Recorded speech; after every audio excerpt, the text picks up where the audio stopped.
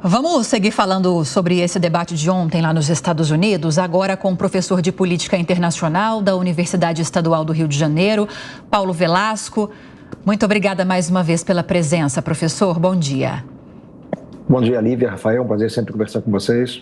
Ontem falávamos sobre o potencial que esse debate, na ocasião, poderia ter diante de um cenário de empate técnicos nas pesquisas, nas principais pesquisas de intenções de voto. E diante disso eu te pergunto, professor, quem saiu ganhando, na sua opinião, nesse debate de ontem e se nós podemos esperar esse impacto já nas próximas pesquisas?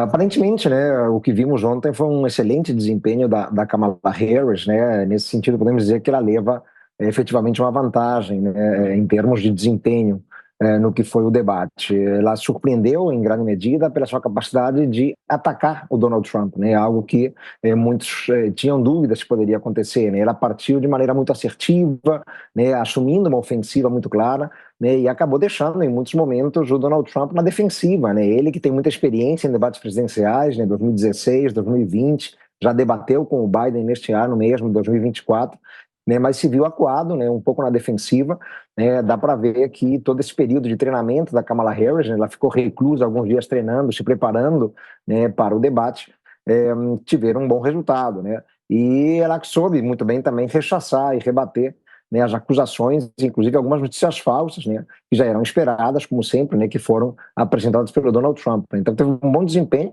né, os debates presidenciais dos Estados Unidos, né, não têm feito tanta diferença, né, em eleições recentes, mas este muito particularmente, né, por ela ser uma figura nova, Kamala Harris, né, que tinha que se dar a conhecer ao grande público americano, né, e sobretudo em um cenário, né, em que existe um empate técnico, imagino que possa ter sim, né, um impacto positivo no seu desempenho, né, e talvez as próximas pesquisas já consigam mensurar, né, talvez um avanço da candidata democrata Kamala Harris.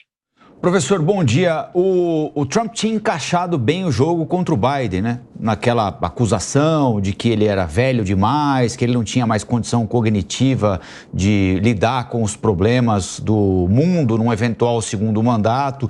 E, aliás, o debate anterior foi fundamental para a desistência do Biden, o debate promovido anteriormente, né?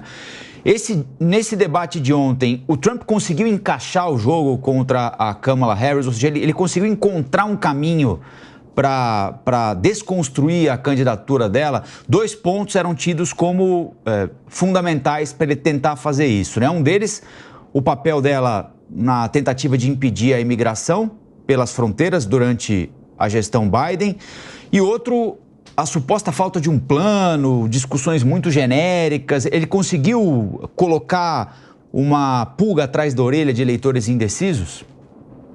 Rafael, ele trouxe alguns pontos incômodos, sim, né? Inclusive tentando colar, né, a candidata democrata ao que é o governo Biden, né? E, evidentemente, pontos fracos, pontos de fragilidade do governo Biden, né? Mas ela soube sair bem também disso, né? Ela soube, de certa maneira, se descolar do próprio Biden, né? Claro, sem manchar o seu governo, né? Ela fez elogios ao governo Joe Biden, mas tentou se descolar um pouquinho dele, colocando isso como uma nova liderança, né? Então, dessa forma, de alguma maneira, ela consegue escapar, né, dessa armadilha que foi colocada pelo Trump em temas espinhosos, né? E ela não fugiu, né, de lidar com questões sensíveis, né, como a questão justamente do aborto, por exemplo, a questão migratória, né? Ela soube falar, né, de temas que acabam muitas vezes sendo temas sensíveis, né, em debates presidenciais, né, ou são temas caros, digamos assim, ao eleitorado norte-americano, né? Ela parecia assim bem preparada e, claro, já esperava, né, esse tipo de assertiva alegação do Donald Trump, né? Então, de alguma maneira, ela conseguiu tirá-lo, né, de uma zona de conforto, né? O Trump, ele fica muito confortável, Rafael, sempre no ataque, né, atacando, fazendo acusações, né? E a Câmara, ela foi muito rápida, né, na hora de responder. Ela foi muito enfática e muito assertiva na hora de colocar os argumentos, né? Isso, de alguma maneira, surpreendeu positivamente, né, naqueles que queriam ver como ela se sairia, né, em situações incômodas que tentariam ser criadas pelo Donald Trump. Acho que foi importante, né, ela tentar mostrar para o eleitorado americano, lembrando sempre, Lívia e Rafael, né, que o voto nos Estados Unidos não é obrigatório, né? Então, o debate se destina muito a conquistar eleitores indecisos, né, eleitores que talvez não estejam inclinados a sair de casa para votar no dia 5 de novembro. Né? Ela conseguiu mostrar, né, para esses eleitores, né, em temas, né, espinhosos, em temas delicados, né, que talvez ela represente, né, algo de diferente, algo de novo, né, não só em relação ao Donald Trump, mas também em relação ao próprio Joe Biden. Amanda Klein. Bom dia. Eu acho que a Câmara, eu fiquei muito impressionada como a Câmara conseguiu reverter no debate, né? Ela começou um pouco nervosa, com a boca seca, engolindo seco, parecia que ela precisava beber um copo de água e, de repente, quando entra o tema do aborto, ela domina e, daí em diante, ela coloca o Trump na defensiva o tempo todo e ele cai em absolutamente todas as armadilhas que ele coloca, tropeçando na própria vaidade e arrogância. Agora, acho que a pergunta que fica é se esse debate será definitivo, será um divisor de águas, como foi o debate anterior, em que Trump venceu Biden e no fim houve a troca de candidatura pela Câmara numa disputa tão apertada. Inclusive, o debate foi num desses battleground states, né, esses estados que definem a eleição. A Pensilvânia, um dos mais importantes deles, 19 votos. Sem dúvida, Amanda, né? Temos ali, na verdade, uma disputa que ela é menos em âmbito nacional, né? E menos pelo voto popular, né? Como acontece, por exemplo, em eleições em outros países, como no Brasil, e é mais uma eleição focada nesses estados-chave decisivos, né? Geralmente se pensa em algo em torno de 6 estados-chave, né? Não só a Pensilvânia, mas Michigan, né? Wisconsin, Arizona, Nevada, Carolina do Norte, né? São estados que podem decidir a eleição, como fizeram, né? Tanto em 2016 quanto em 2020, né?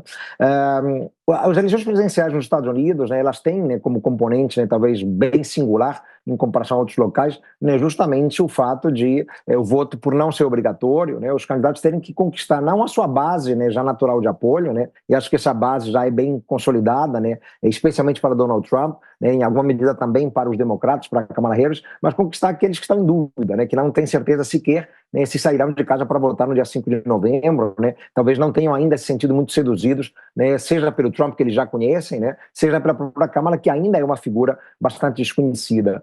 Amanda, eu acho que o principal ponto positivo ontem, né, para a Kamala Harris é justamente ter aproveitado aquela oportunidade para se mostrar como uma pessoa forte, digamos assim, né, com falas bastante assertivas, muito decidida, né, e capaz de colocar, né, o Donald Trump, né, que é um personagem muito tarimbado em debates, numa posição mais acuada e mais na defensiva, né? Então, os americanos, né, de fato, né, buscaram o debate de ontem para tentar conhecer um pouco melhor quem é Kamala Harris, né, e um grande percentual de eleitores a desconhece por completo, né, porque ela foi uma vice-presidente, inclusive, bastante apagada ao longo dos últimos anos, né, no governo Biden. Esse eleitorado que estava eventualmente em dúvida teve a oportunidade de reconhecer nele uma personalidade forte. Os americanos gostam disso, Amanda, né, de personalidades fortes, né, para poderem comandar o país, né. Ela não é certamente uma mulher frágil, né, que tenha ficado intimidada diante de Donald Trump, né, e isso acho que é algo que pode contar positivamente para ela, né, e talvez, né, as pesquisas de opinião a partir de agora consigam mensurar um pequeno avanço, lembrando, né, que nas últimas 2 semanas, né, ela acabou perdendo um pouquinho de fôlego e as pesquisas voltaram a apontar majoritariamente um empate técnico, né, ela tinha conseguido descolar um pouco dele, né, aí no contexto de meados de agosto, da convenção democrata, depois ela perdeu um pouco o fôlego, talvez agora ela consiga recuperar espaço e abrir uma certa margem, mas, de novo, será uma eleição muito acirrada, né, até o dia 5 de novembro. Professor, bom dia.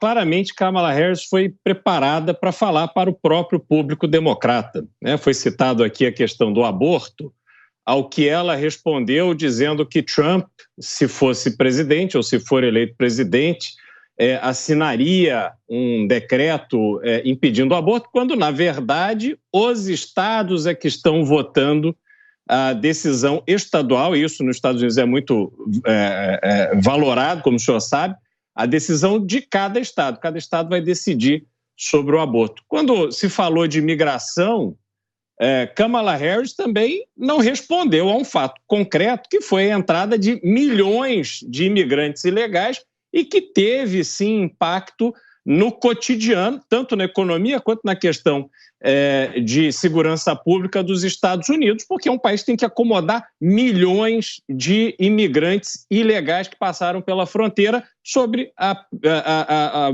vigia da própria Kamala Harris. O senhor realmente viu ali elementos no discurso dela para seduzir o público que poderia votar em Donald Trump e então consolidar uma vantagem? Beraldo, esses de fato são pontos muito delicados, né? Sempre numa eleição presidencial, né? E a questão migratória muito em particular, né? É uma questão que poderia ser colocada na conta da Câmara, né? Até porque no governo Biden ela ficou responsável em alguma medida por esse tema, né? Mas de novo, né? Foram algumas questões, né? Em que o próprio ex-presidente Donald Trump ele acabou cometendo alguns escorregões, né?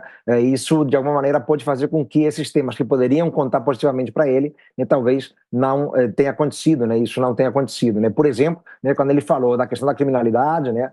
Dizendo que a criminalidade estava em alta nos Estados Unidos, né? Esse é um dado que não confere com a verdade, né? Temos visto, né, em muitos estados americanos uma queda dos crimes violentos, né? E ele tenta de alguma maneira associar a entrada de imigrantes, né, e o aumento desses imigrantes ilegais, né, com o aumento da criminalidade, né? Ele também falou, né, essa questão, né, bastante esdrúxula, para não dizer bizarra, né, de que os migrantes estão comendo animais de estimação, né, cachorros e gatos, né, no que ele foi prontamente desmentido pelos moderadores do debate, né? Então também um ponto, né, a própria Câmara, né, deu uma risada naquele momento, né?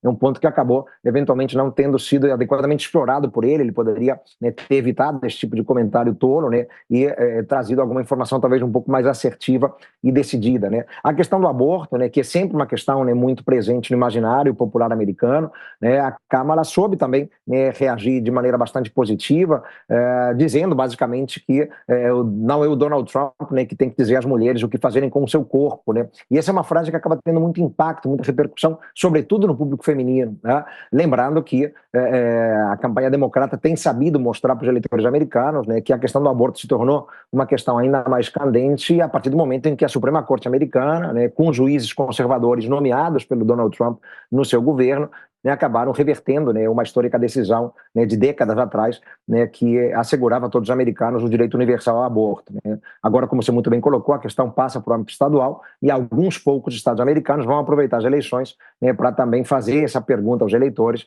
né, de se eles concordam ou não com esse direito, né. Então, acho que ela soube se sair bem, digamos, né, mesmo em temas que são delicados para ela, né, e em parte, talvez por equívocos, né, cometidos pelo Trump, né, na sua retórica, na sua posição, né, ele que é muito experiente em debates, mas ele acabou escorregando, né, por estar talvez numa postura menos confortável, né, que era uma postura mais na defensiva, acuado, né, diante de ataques de uma Câmara bastante assertiva e agressiva em alguns momentos.